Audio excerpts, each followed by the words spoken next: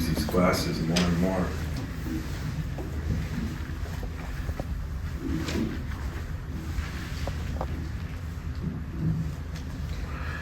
Well, after last week's game, I try to look at the film. I haven't really seen you guys, ladies, since, and there were some good things we did. Second half, I didn't think we played as well, but I do think we started to shoot the ball a little bit better. We're starting to make more shots. It's been better in practice. The negative has been Malik's been out since last Friday. He's actually had a bad case of the flu. Hoping he'll play today. Our practice today some. Couldn't do anything the last 2 days at all, so we sent them home. So that's a little discouraging, but what I told my guys was after that game, Big Ten play starts now. And, it's been, I think, 5 years, maybe 6, that we have done this where the conference games start in December. It's good in some ways. It's tough on coaches from the standpoint of, it really, these games, mean a lot right now. So we tried to take that approach. As I said before, we need our best players to play well. And, I think we're getting a little bit more out of AJ in some ways. I think he's had 4 good days of practice. I think we're trying to get more out of Jaden. I think that'll be a big key for us. And Tyson's back 99%, so that's encouraging. Little problem with the hip, but not bad. And Malik has been solid and steady. I think he can ratchet up a notch, but I don't know if it'll be Tuesday. As far as Wisconsin goes, I couldn't believe they weren't ranked in the beginning of the year.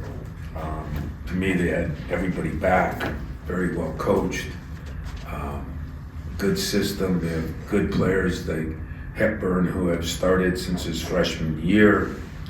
Wall has, was injured a little bit last year. He's back to being a damn good college player who tough, gets the job done.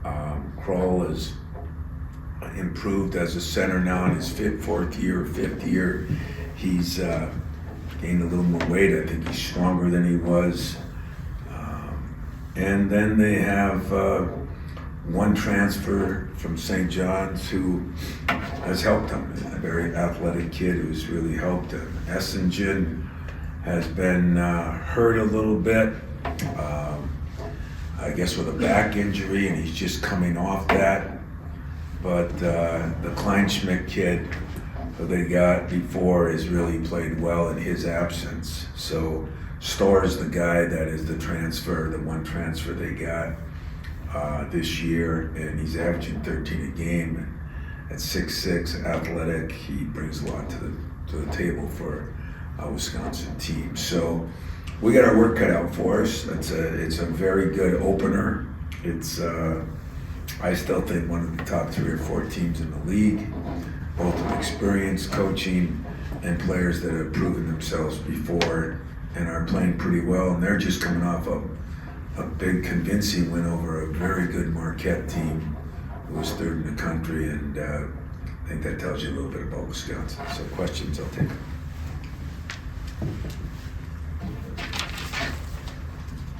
Obviously, they've got some size, and Tyler Wall's a crafty guy, has been around 47 years at this point, and especially if Malik's not 100%, and you played Kona before, but that's kind of a size deal, and he's a freshman. I'm wondering how you handle their size in that matchup. I think you'll see some, both of our bigs playing together a little bit. I think we'll be doing some of that, and that'll be maybe one area where we'll try to do that. I don't know more at practice. I think as of this morning, you'll be able to play some. To what level? If it's anything like Tyson's, more trouble. If it's not, and Malik, can use his experience, that would be a big plus for us. But that's something that, we dealt with Friday, Saturday. We thought by Sunday, it was the 24, 48-hour flu bug, and it is the flu, but his temperature and that was high. And, so then when Sunday didn't happen, then we, start re-looking at it, and that's what we're doing today. But he was in earlier today, met with the trainer, and just have no idea until we practice on what he can do and how much he can do. And one day could make a difference. The problem is it's not been 24, 48, it's been 4 days. So I don't know what that'll mean game time, nor do I really care from the standpoint I can't control it, So I don't know, they'll have to deal with us too if we go smaller. So there'll be a couple things we're gonna do, hopefully to even that out. Tom, talking about the Big Ten, Purdue goes to Maui, obviously does great, comes back, very first Big Ten game, loses on the road. Is that just kind of a reminder for you and for your guys what this league is like? Well, as I told you guys at the beginning of the year, with all the different things that are going on, I think the last 2 days, Friday, Saturday, or Saturday, Sunday, I think there were 9 or 10 ranked teams that got beat by unranked, and some of them, Kentucky, and by teams that were 3 and 5 or whatever they were. I think this is what's going on, is it parity? I don't really think so. I think it's some ups and downs. And in that game, I watched that Purdue game. Now that's an exception to the rule because I thought both teams played at a pretty high level. And you got to give Northwestern a lot of credit before you blame Purdue for any letdown. I thought Northwestern played really well. And Purdue had a couple guys that didn't play quite as well, but it was a high level game. And last night I caught a little bit of the Ohio State-Minnesota game, and I think this is the way it's going to be. I don't know in any conference. Duke loses 2 in a row. Arkansas is good, but their best player scored 30 a game the night.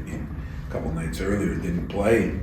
So it's just strange what's going on, but it's nothing that I didn't talk to you guys about because I thought, with all the things going on and people coming and going, it's going to be a little bit like this. Hey Tom, staying with those magic words, Big Ten, you mentioned parity. How much does home court advantage play a role, whether it's the Izzo or some of these arenas you got into? Yeah, I'm hoping a lot. I'm hoping a lot while we're home. Mm-hmm. But I think the one thing that I'm hoping will help us as we go, but it'll definitely help of all teams, maybe Purdue and Wisconsin. Like I said, Purdue and us got credit for having people back. Wisconsin got none, and they got, I think, 7 out of 8 back. And so I think a team like Wisconsin that runs just a tight system and a point guard Hepburn who doesn't have to beat you with his scoring. He can shoot it, but he can do a lot of other things. They're very solid defensively. Teams against them, there's some unbelievable stat, like I've had like 50 assists and 114 turnovers or something. They don't give up a lot of free stuff, as we know. And so I've been, I think home court should help a lot of people, but a Wisconsin team would not be one that I think would get affected by being on the road because of the way they play. There's not a lot of runs against them because they, it's hard to get breakout things against them. We were laughing today, it's been 30 years and they've had 3 different coaches or 4 different coaches, but every one of them have kind of been in the same mold, whether it be Bennett, whether it would be Bo, or now, whether it's guard. Greg they're all kind of in the same mold, and so their system has kind of stayed the same too, and I think that benefits them. All right, thank you. You're welcome.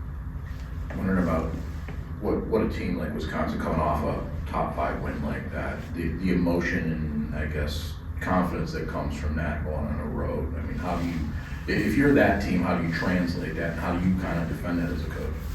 Well, as everybody says, you get a team like that, you get a big win, and we just asked kind of 2 exact opposite questions that are the same, meaning Purdue comes off this big win, wins Maui, feeling good, and then they lose a game, and everybody probably assumes that there's a letdown or this and that.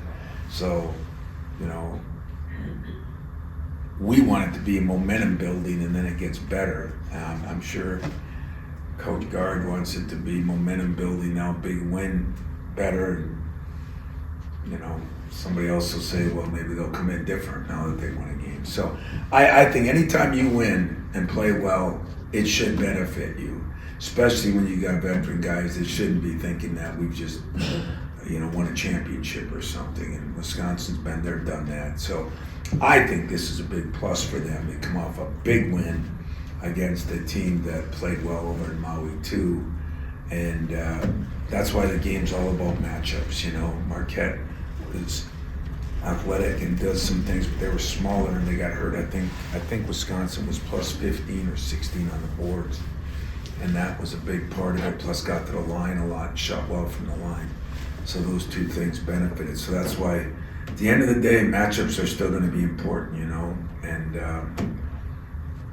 we'll see, you know, what it benefits. Sometimes the speed teams that's smaller hurts the bigger teams, and sometimes the bigger teams that's bigger hurts the smaller teams. And the rhyme and the reason is Marquette didn't shoot it very well. Was that because of Wisconsin, or was it because Marquette had a bad shooting day? You know, seems like I'm talking like a politician, which I definitely don't want to do, but that's the best answer I can give you.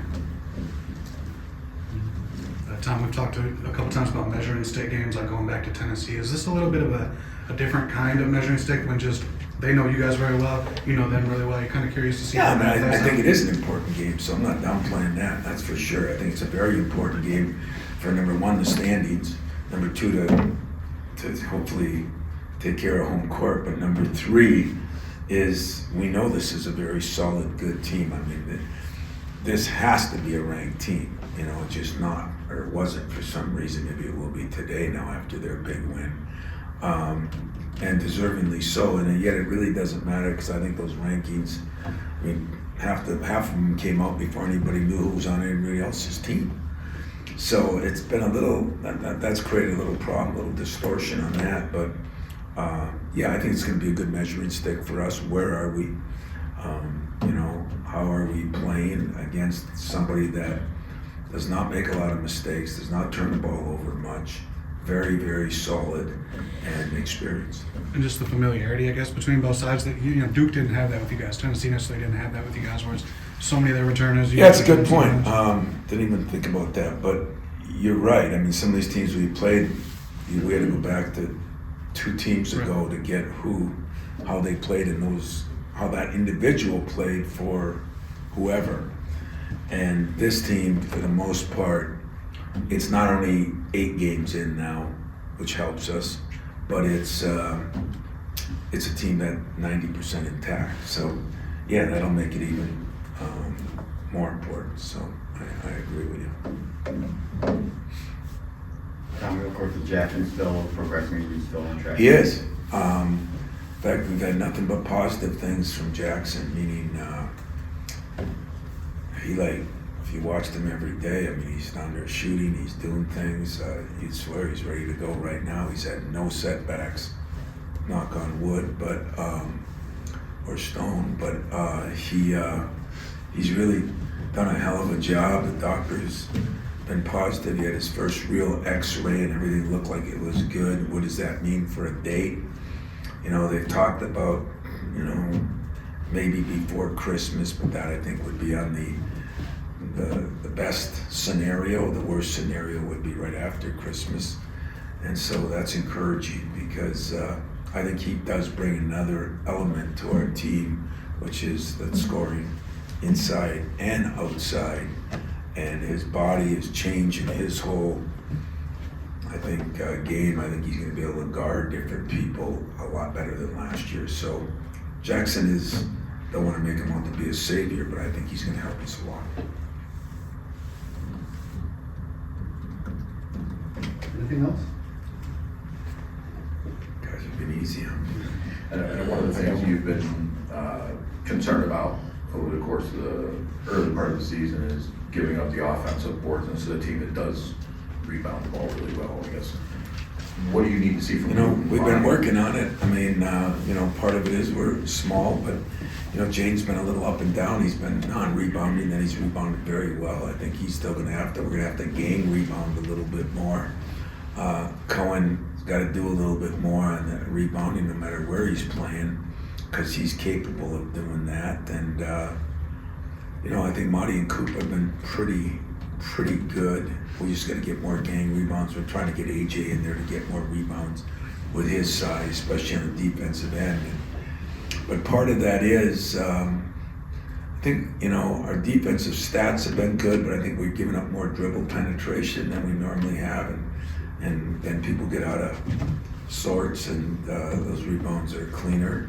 Another thing that somebody brought up to me that just shows you how crazy stats are, but you know, we missed last year. We shot 78% from the line. This year we're at 66 or 5. We're shooting more free throws, but we're missing free throws, and those make for cleaner rebounds. So you know, all of a sudden you get 2-3 more of those a game, and instead of being +3, I think we're now at you're +6 or 7, and you're saying you're human. You know, so some of it is distorted a little bit, but some of it is we're just not as big a team, especially you know, Malik, I think's got to do a little bit more in that area. You know, I showed him some tape on Tennessee game, a bigger, stronger team when he had 14 boards.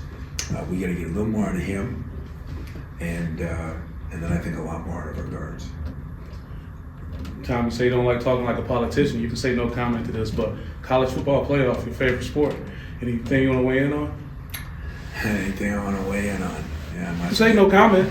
No, you know me, I'll always comment because I don't know if 12's the right number. That seems a little high for me. That'd be like changing ours from 68 to 120. But I think you can see why it's got to be more than 4. I feel for Florida State, you know, I actually talked to Keon a couple of weeks ago. I feel for them because I think a coach did everything he can do.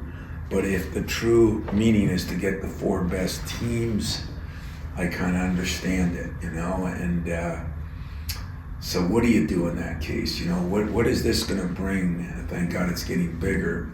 What would it bring? Would anybody want to play better non-conference games earlier if 1 loss or even 0 losses means you're not going to get in? That bothers me, you know, a conference champ in a BCS league doesn't get in, but do I think they've got the 4 best teams? I mean, you could even argue, you know, where Georgia is on that. I suppose some would argue where Oregon is on that, but I don't know, you know, I don't know how good the Big 12 was that Texas was in, but I think they did the best job of getting the best 4 teams. I think there's no question that Florida State would have been in that. Their defense is unbelievable, but it's not only your starting quarterback, but you know, you don't even know if your backup quarterback would be able to play in it. I think that's difficult, and even though I feel for him, I understand it. You know, the year we won the national championship, Kenyon Martin, you know, breaks his leg, and all of a sudden we become the 1 seed instead of the 2 seed. So now we're playing in Cleveland or Detroit instead of, I mean, this stuff happens, you know, and it's, I mean, who in the hell said life was fair? It's not. But do I feel for Florida State with a year they had and being an undefeated team? I do. Do I think, it's hard for me to say, you know, I just don't know the whole quarterback. I didn't follow it that closely. I followed them a little closer just to see how Keenan was doing, but I don't follow them as close as I do Big Ten or SEC teams. Yeah, thank you for that. You're welcome. Very non-political too. Very non-political, very Yeah. honest though. Yeah. You mentioned Cole, the big man for Wisconsin. I bet he's gotten stronger. Has he also gotten quicker with the drop step to the right shoulder? And, Looks like a lot quicker baseline stuff. He gets there quick. He's more physical, so he's posting harder. He still can shoot a three, but ironically, he's not shooting as many, which I think is all part of the good things with their program.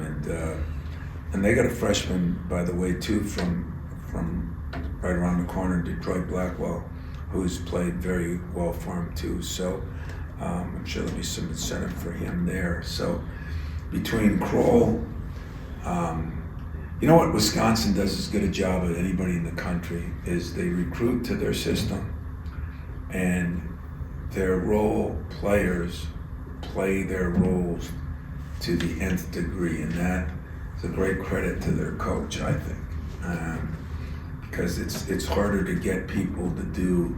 Everybody wants to do what'll help them get to the league, or help them do this, or help them do that, and they do a damn good job of recruiting guys that'll play to the system they have, and then holding them accountable to that. So it's a hard team to play, an enjoyable team to pull for. Not tomorrow. You just mentioned about role players playing their roles. Seems like watching Trey right now for you guys, like when you need him to run the offense, he does that. When you need him to score, he's been able to do that, I guess. What have you seen in him over the last couple of weeks that a lot, I mean, is he kind of like that guy for you, the role guy? Yeah, and I'm glad you brought him up, because this summer, after the summer, I told you that I thought he had a great summer, improved his shooting, got a little stronger. He's still got to get him eating better, I think, and gaining a little more weight. But Trey Holloman has been maybe as valuable as anybody to us if you really look at it. I mean, he's shooting it better. His assist-to-turnover ratio's off the charts. But as important, he's one of our best defenders. So you're going to see him. We're going to move him around a little bit more. Not real big. He did. Was offered football scholarship, so he is. He's not afraid of anything. He just got to get that body 20 pounds heavier, which we'll continually work on. But that's a good point. I think he's become a very valuable role player for us that hopefully will grow into even more as the year goes on. But he's been not a pleasant surprise, because this summer I saw some of it coming, but I'd be lying to you if I told you I thought he was going to shoot it as well as he has. And he's done that in practice. He's practiced well. So he's been a big plus. All right, gang. So, off the air, how many of you predicted the 4 that got in? You didn't?